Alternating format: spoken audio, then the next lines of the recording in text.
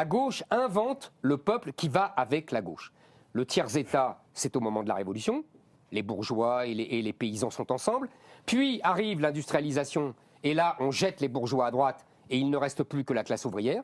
C'est le peuple de gauche. Et aujourd'hui, et vraiment, je crois que c'est clair et net dans la bouche de Jean-Luc Mélenchon qui le théorise le mieux, le peuple de gauche, c'est le peuple islamo-gauchiste.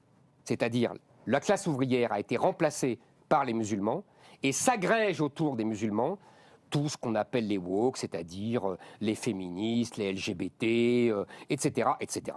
Et ça donne le peuple de gauche. Et tous ceux qui ne sont pas dans ce peuple de gauche vont être relégués à droite.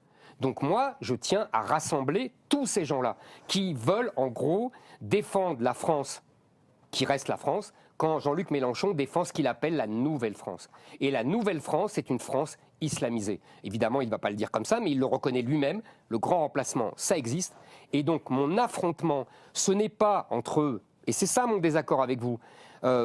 Vous faites un débat entre la gauche et la droite du 19e siècle. Mais c'est fini, chère madame. Moi, je veux bien me battre avec vous.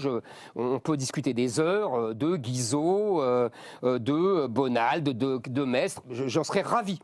Et encore une fois, je vous dis, je me bats pour qu'on puisse, pendant 100 ans, se disputer sur ce qu'on a tiré de Burke et de Guizot. Vous voyez ce que je veux dire? Bon.